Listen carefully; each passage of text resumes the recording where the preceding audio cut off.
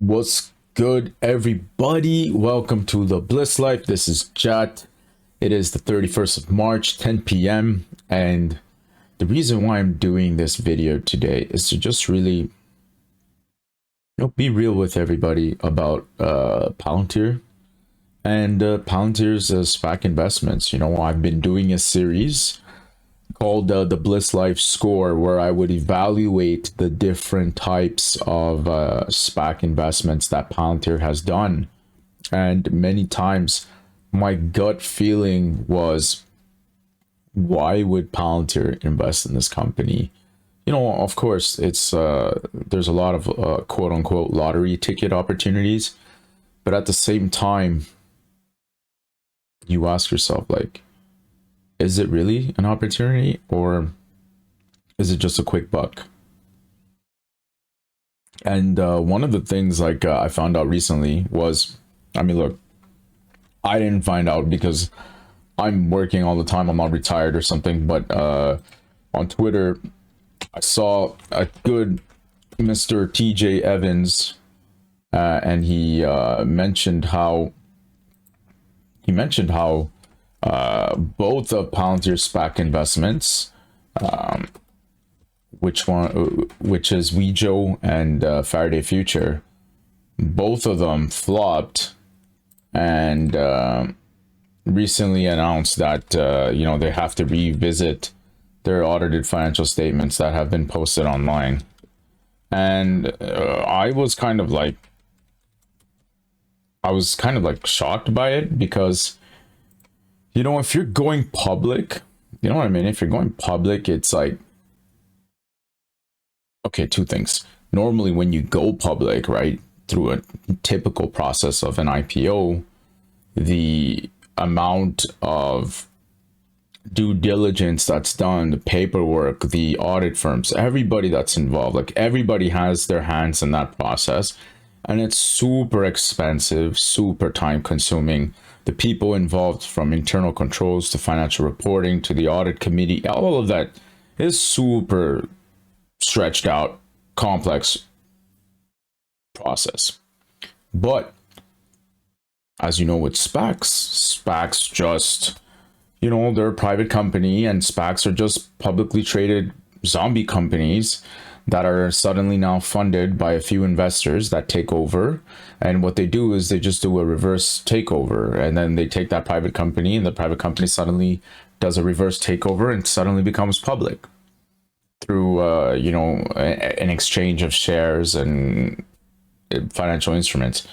And suddenly now this private company that God knows what's really going on is suddenly public, and the interest is that the sponsors that are typically in the zombie company, the sponsors are suddenly, they're people who have clout in the business world. That's why at a certain time, or not, that's why at a certain time you heard about everybody getting involved in SPACs, from baseball players and whatnot. And they are doing reverse takeovers, then these companies become public. And the reason why this was an appealing option is because a lot of these SPACs don't really have to prove themselves to anybody, don't have to go on the road and pitch themselves. The checks are already ready to go. The checks are ready, and maybe they have some appeal, or maybe the sponsors just think it's an easy buck and they can get in and out quickly with very little repercussions. Whereas if you're a private company trying to go public, you have to make a pitch book. You have to go pitch to different investors, big banks, people who want to buy into your initial public offering so that the shares go public and get publicly traded. And people are ruthless, and a lot of people would just say, go fuck yourself. Your company's trash, bro. So my biggest issue right now is WEJO. I personally, it irks me that this company is going around parading itself as a great opportunity. Look, I personally think it's a lottery ticket. People might hate me for it, but the truth is, until I see results, I don't see much reason to be excited in WEJO. Like, you might as well put your money into something else, unless, you know, you're all about that speculation life. So what I'm going to do right now is I'm going to just turn off my camera real quick. So this is TJ Evans. He's on Twitter. And yeah, it is Palantir's second largest SPAC investment, which is embarrassing. Let me close these windows. I mean, you can't really see what's open, but can I get it? Can I zoom in on this? Unfortunately, oh wait, I think I got it. Did I get it? No, I didn't. But let me just save this image and then we can look at it right away. Got it here. I'm gonna bring it over here. Zooming in, zooming in, zooming in. All right, so look, this was posted, this was publicized recently. So here they say on March 29, 2022, the audit committee of the board of directors determined that the previously issued audited financial statements of WEJO as for the year ended December 31st, filed with the SEC, and the unaudited consolidated financial statements as of quarter end September 30th, filed with the SEC, should no longer be relied upon. This is a big deal. Like, this means they're wasting people's time. Like, don't waste my time. I'm not gonna go through your financials and then find out a few months later that you're restating them. Like, who is running the finance team here? It's embarrassing. And here they say the company intends to file a comprehensive annual report on Form 10-K, which we will restate the consolidated financials.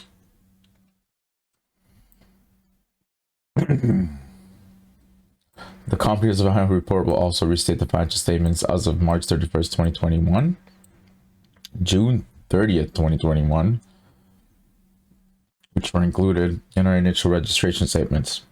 Oh my God, hold on.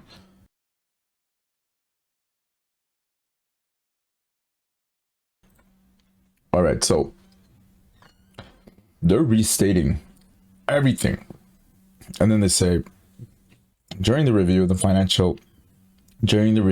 final valuation analysis, in connection with the settlement of legacy WEJO's convertible loan notes, which took place as part of the preparation of console financials, the company identified valuation errors in the consolidated financial statements of legacy WEJO related to derivative liabilities.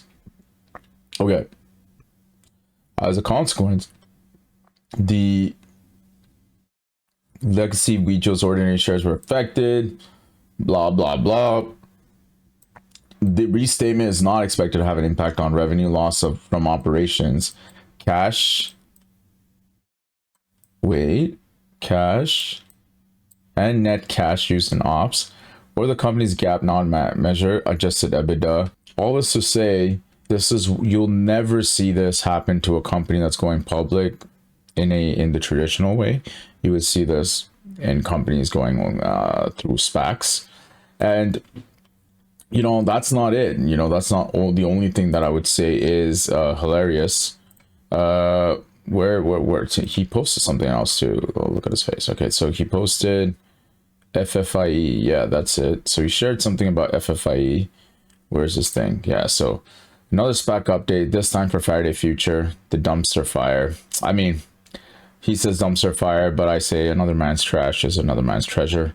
The reason why a lot of people say Faraday Future is bad is because there was a lot of drama and with the original CEO, and the original CEO now went and became the product manager of Faraday Future. A lot of people are questioning, like, do they even have a car that works? And what Faraday Future has said so far is that they're going to have a car that's going to be commercialized in July. If I'm not mistaken, we could go check that out. But let's see, Faraday Future production 2022, bang bang bang bang. Where did they say that? Yeah, see, that's, wait, is that it? Made an actual car. Yeah, a lot of BS footage. Oh, okay.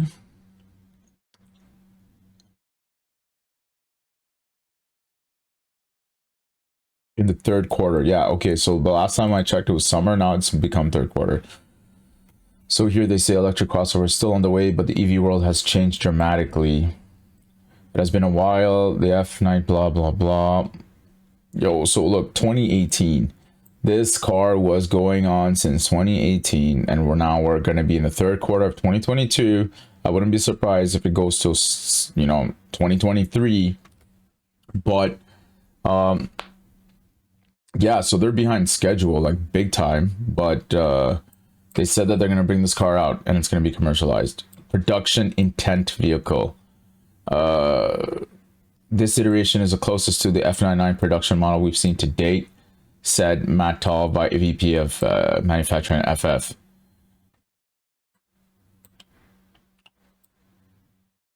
Giant infotainment, blah blah blah, blah blah blah. They have not yet released the production specs of FF91, which may deviate a bit from and expected to be over 100K. So look, I think, you know, the pessimist in me, because this is all bullshit, okay? If you start selling stuff, then I'll respect you. But until then, it's just a big magic show that you're just pulling. You know, you're pulling a big show. And until you can kind of really put out cars and sell cars, you're just, in my opinion, just buying time. So here they also filed an NT10K this morning indicating that it will be unable to produce their year-end report in a timely fashion. So that means they're late. They're not going to be able to do their financials. So what did they say? Faraday Future provides the following update relating to its inability to timely file its quarterly report for the quarter ended September 30th. It's just a weird situation. Like, it's you know, Palantir SPAC investments, like that's the only thing that kind of makes me like feel a bit uneasy about things. Like, okay, look, the last time I pulled the scan, did I document it? I don't think I documented it. Yeah, so look, the share price, I said the last refresh was on the 10th of March. So on the 10th of March, they were doing this, the 179 million losses. I don't know when that happened. Sierra 179. So I mean, it must have been somewhere like mid-March. So let's just see. We could put this here, and I'll say this was from like about the 20th. It's probably definitely the 20th. So just, you know, for us to get an idea. It's not going to change much, but I'm going to go and do my little refresh because I have all the tickers here through Microsoft. So let's just do refresh all. Let's get an update. And where do you think it's gonna be? I would say we're hitting the, okay, I'm gonna say 190 million unrealized losses. Let's see what we get. Oh, 150. Okay, that's good. That's good. That's really good. Okay, so they're doing better.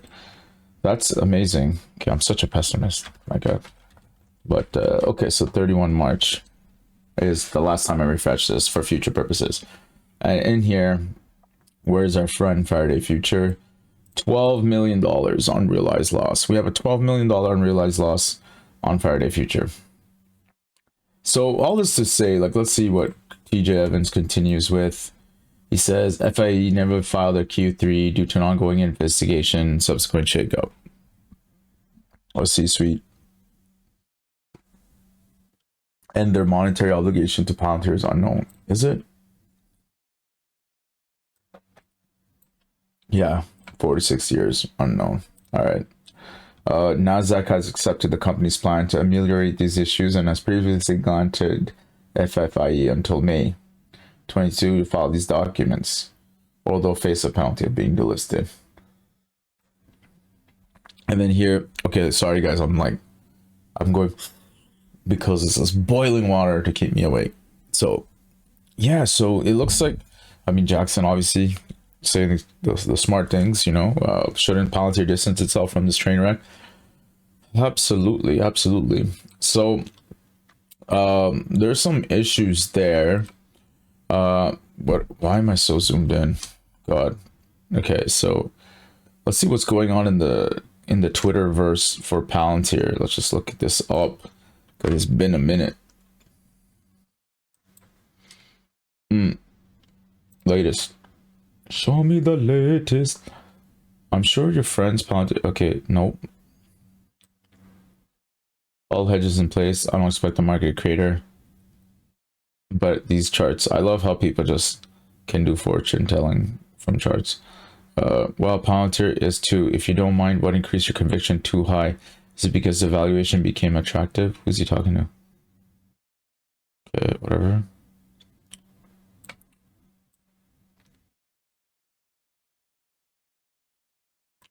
What is up with these? Okay, what's this? Guru Leaks bagged this clown again. Buddy. Guru Leaks bagged this clown again. Caught in a lie on Palantir. Just he got caught lying for Pete Peloton. Okay. Between selling shares of Tesla right before another potential stock split and selling out of great companies like Palantir involuntarily, it's easy to ask why anyone would invest in ARK Invest funds. Aren't they doomed to fail? It's 2020, so I'm not going to even comment.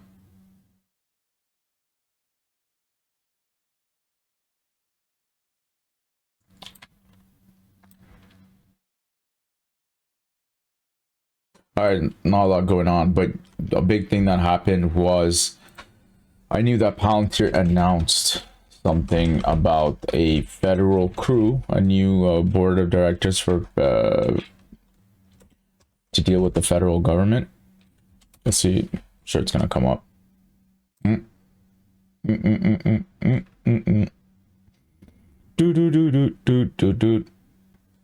No.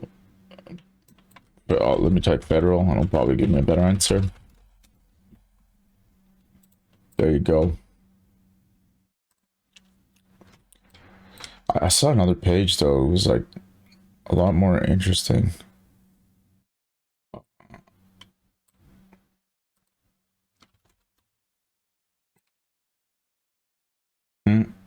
Where is it? Yeah, defense news. I think this was better. Okay. Disable. All right, so here they say how Palantir has really put together the former Air Force Secretary Deborah Lee James and former U.S. Special Operations Command Chief Admiral William McRaven are among the defense leaders named to the Palantir Federal Advisory Board to offer their perspectives to company officials. Then they have another person, Christine Fox, former U.S. Africa Command head, retired, General Carter Ham, and former Coast Guard Vice Commandant, retired Vice Admiral Peter Neffinger, who also previously headed the Transportation Security Administration, are also on the board. Former Homeland Security Jay Johnson, now a counselor to Palantir, will also take part in these meetings. We invited these national security leaders to join our first government advisory board because of the exceptional contributions they have made to this country in their years of public service, as well as the expertise and unwavering integrity they have brought to addressing the most significant national security challenges we have collectively faced, Alex Karp said. Man, there's okay, well, I guess this makes sense that Alex Karp comments on this because he's a president and CEO of the company. Palantir Senior VP Wendy Anderson, herself a former DoD official, said in a Tuesday interview that the board members will help the company better understand how the military services and defense department work. Let me see if I can find her in the news. Palantir. News? Anyone? News? Rick and Morty fast food chain. I don't know what interview they're referring to, but anyways, we have 20 years almost of our own mostly direct engagement with the department, but we still have a lot to learn and we're excited about learning it. Understand the culture of service, they understand priorities. The board members who are paid, it's going to cost money for Palantir shareholders, also understand the nation's defense needs are changing and the rapidly evolving pace of technology is driving that change, Anderson said. The market will also assist Palantir in thinking strategically about its goals in the federal market and help find business opportunities in the armed services that might be right for its technology. So these are glorified salespeople that have immense relationships with the departments that they hail from, which is all over the military. In the release, James and McRaven stress how important it is for the military to take advantage of technology and engineering like Palantir's. Throughout my time in the Navy, and in particular with Special Ops, having superior technology was instrumental in achieving success. Right. So there you have it, folks.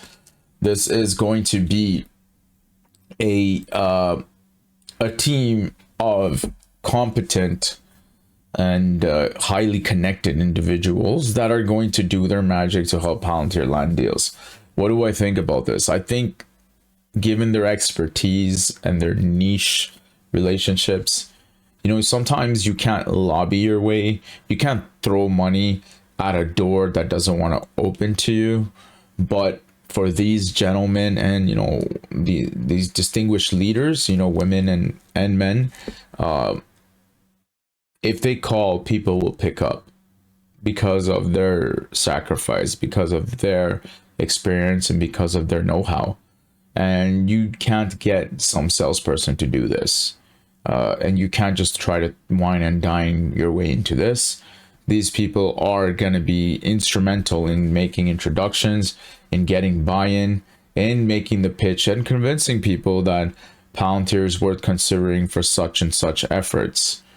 The bearish thing out of all of this is, I mean, I thought Palantir was already doing a good job. Like, I thought they had important relationships and important deals. You know, what happened to that $823 million deal? Like, that number is etched in my head because I sold a covered call and I was 2 days away from, you know, from winning it, let's say. And then that announcement was made. So anyways, look, Palantir won an $823 million U.S. Army contract for data and analytics. Palantir has won an $823 million contract selected for the next phase of the data program after being named a finalist in 2020. So people knew about it in 2020, but it wasn't confirmed that they would get the deal. A part of the $823 million program fell under a previous testing phase. Under the contract, Palantir would deploy its Gotham platform, an ops system for defense decision-making, specifically designed to connect the dots between sources of info. Palantir, however, could lose its contract with ICE for a customized version of Gotham known as Falcon. Palantir's generated up to $100 million in sales since 2013 from its Falcon work with ICE. Yeah, but I think they renewed something recently with ICE, though.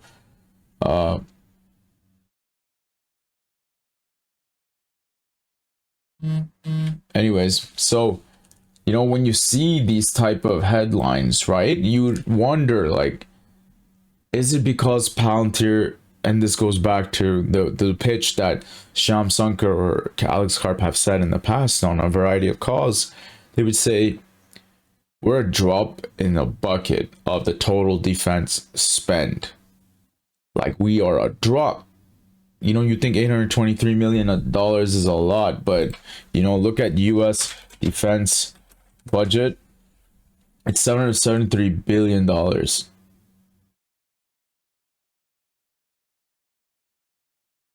So if Palantir has 1 billion, you know, from one deal that spans over many, many years, you know, it's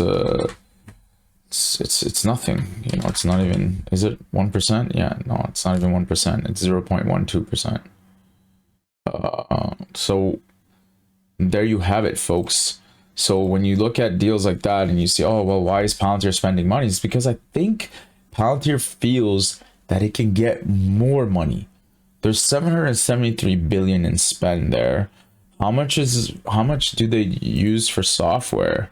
You know, technology budget. I don't know. Let's see. Science and technology, 15 billion, and 112 for R&D. So let's just say there's about 120 billion combined, and in that spend, Palantir, you know, if we say that 1 billion out of 120, it's you know, barely 1%, 0.8.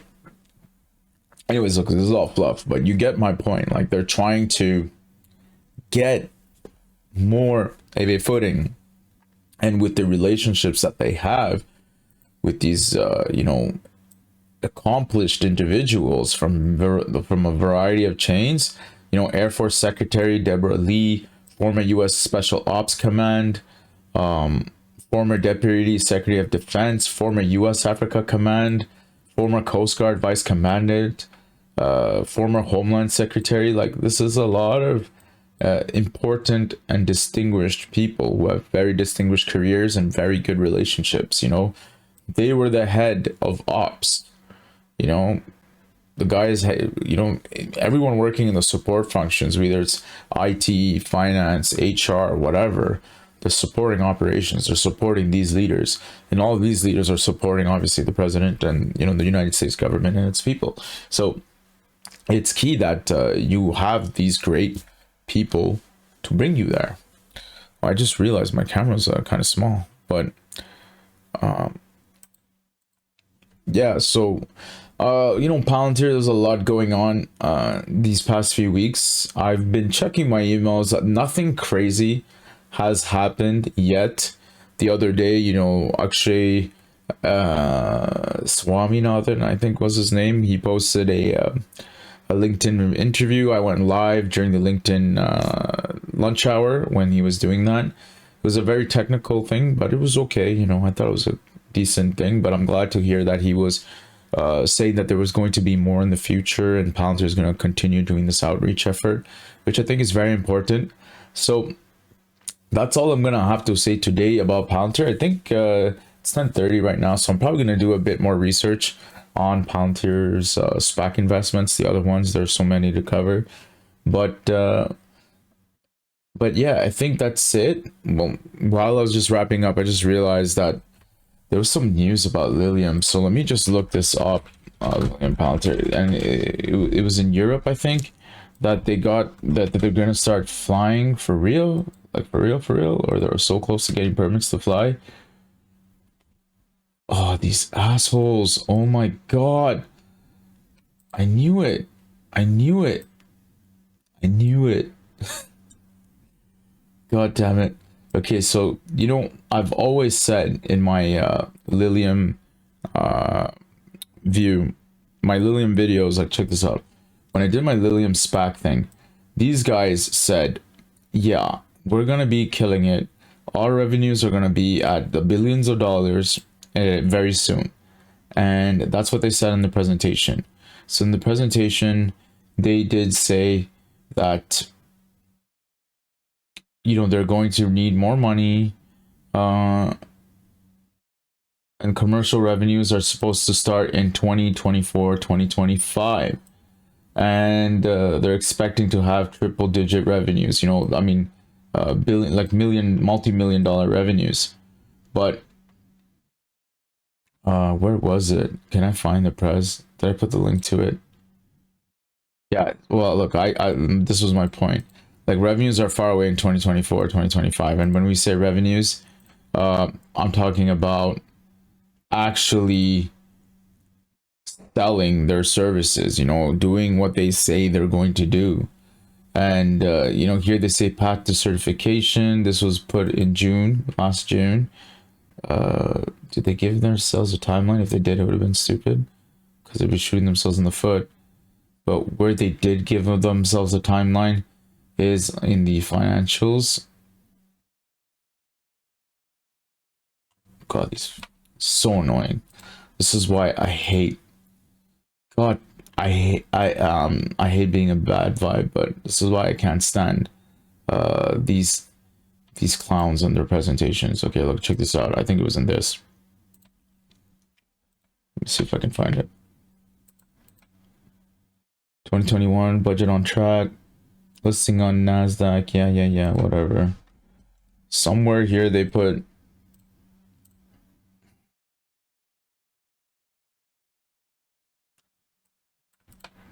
Okay, they didn't put it here, because I think they probably start to realize it's somewhere earlier where they made their SPAC presentations. Yeah. Let's look at Capital Markets Day presentation. Is it in here?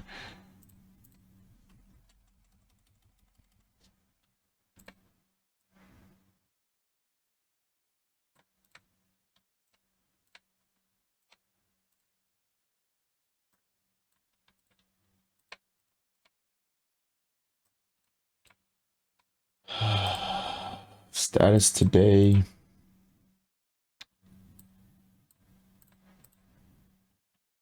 We are progressing. So they said EIS, entry into services in 2024. That's what they said. 2024 is 2 years, right? That's what they said. They said this in August. So only like 6 months ago, they said this. 2024 entry into service, which means you'll get its airworthiness at that point. And oh yeah, there you go. Commercial plans, blah, blah, blah. So much great commercial plans. Moving markets. The plan to fly here, there, everywhere. Like it's a Dr. Seuss book. Lilium plans to fly here, there, everywhere. So in 2026, they say their jets expect to generate 5 million. It's not this. Those all. Yeah, here you go. Here you go. Production volume 90 to 25. An estimate in 2025, they estimated to make 325 planes, and they expected to generate 1.3 billion dollars. Okay, this is what pisses me off about these crazy technologies or these SPACs. Be honest, it's annoying, but you know, with innovative technologies, you have to anticipate delays, but just fucking be realistic. Like, why would you say that it's gonna be 2025 you're gonna be clearing 1.3 billion? Like, why would you even do that? You know, when you came out with this presentation in August, 6 months ago, how could you, how are you telling me that you didn't know that you're going to have a delay? Like, how do you know that? Like, you're calling 1 billion 6 months ago, and then today you're saying what? You're saying, no, we're not going to do that. We're not going to get airworthiness. So that means they're pushing the plans out. Like, they expected to get entry into service around 2025. Well, let me see.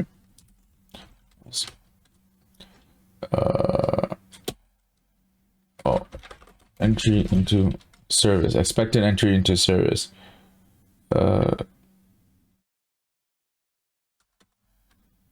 Yeah, so they expected entry into service in 2024. 2024. 6 months ago, they said 2024.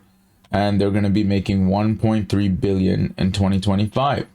But now they're expecting entry into service in 2025. So they're late a year.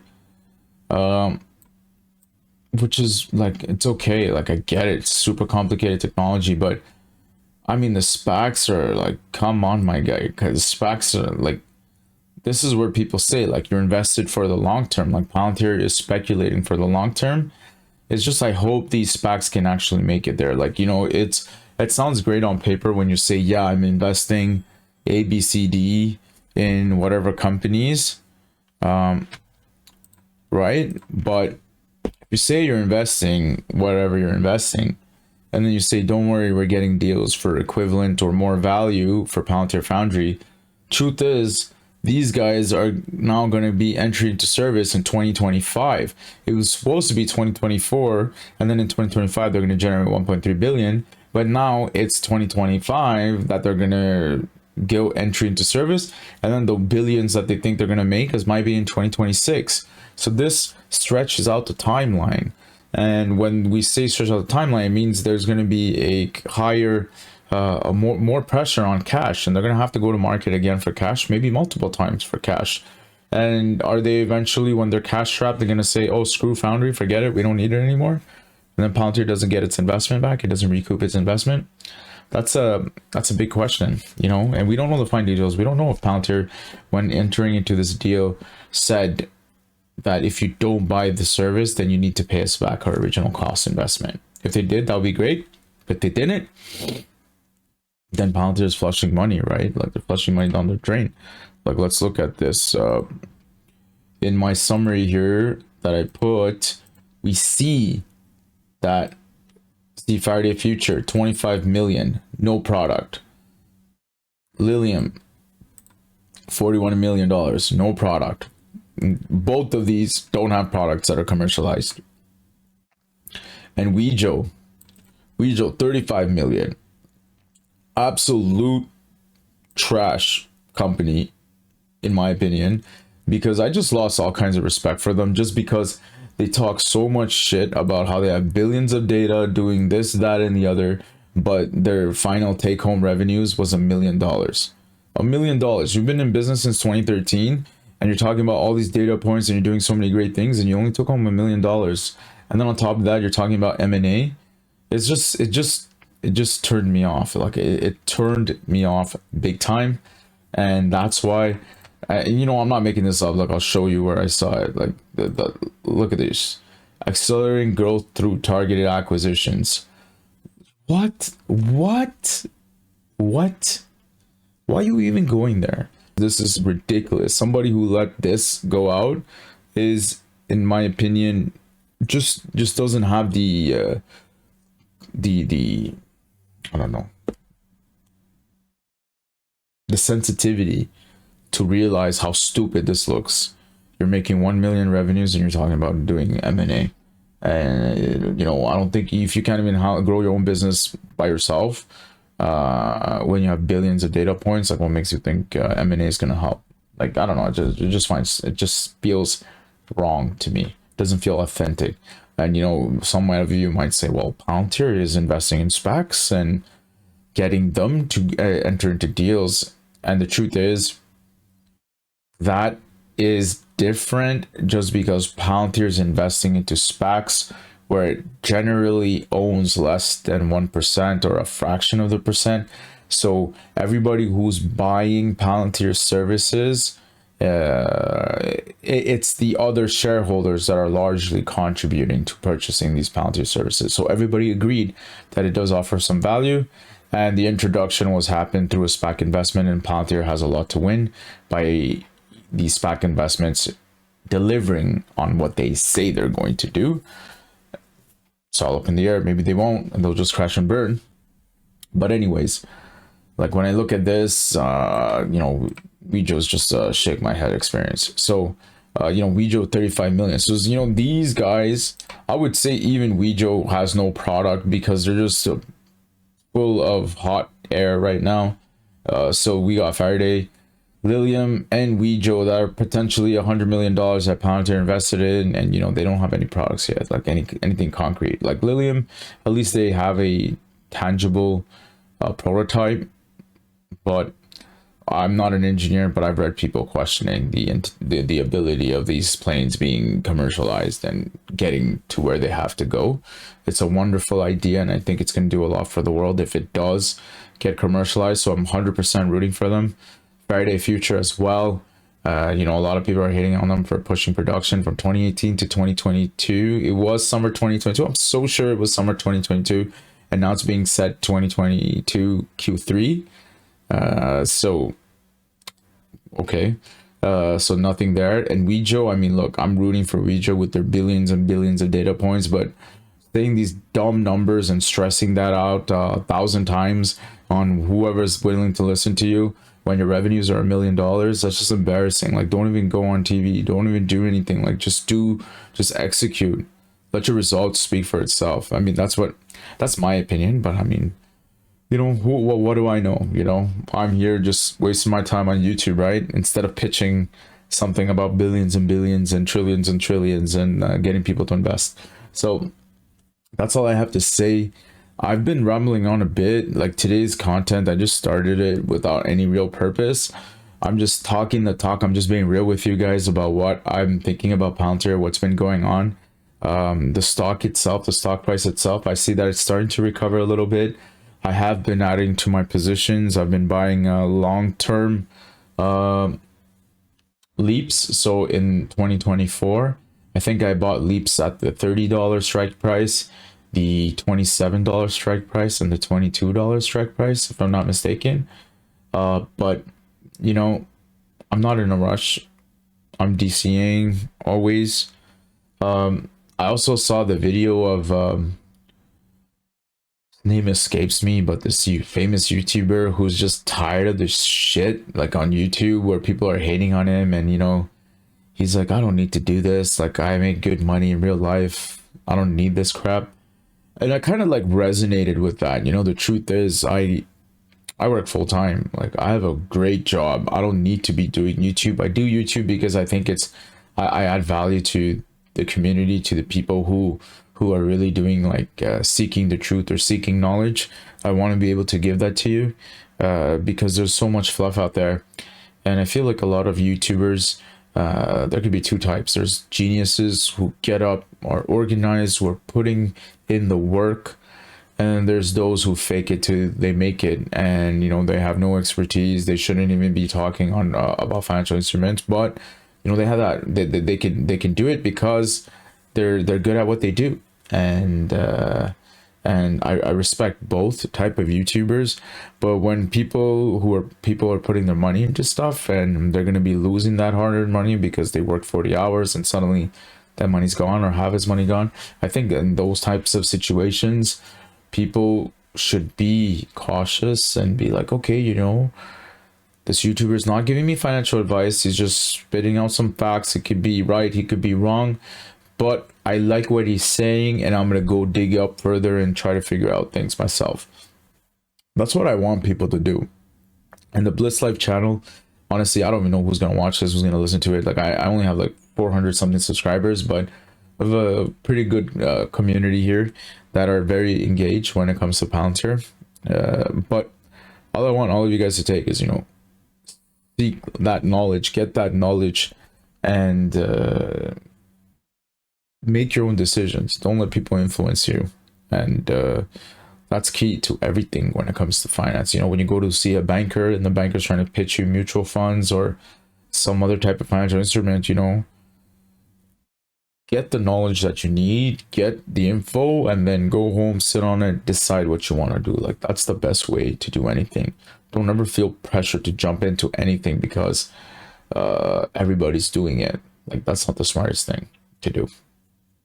And yeah, that's all I have to say. Like, look at my screen. Holy, look at this. Look at how many SPACs Palantir has. I have all of these to do, and I still didn't do these. So I have a lot to do, but I've been extremely busy at work. So I'm trying to bang out stuff at work. And, you know, I've been out of town for some personal things. So anyways, thank you so much for watching this video. If you like what you're hearing, you know, obviously hit the like button, hit subscribe, and I'll keep you in the loop. I'm gonna definitely start pushing out these SPAC videos and keep it going, because I need to know what Palantir is invested in. Some of them I'm impressed, some of them I'm really not impressed, as you've seen in this ramble video. All right, see you later, guys. Peace.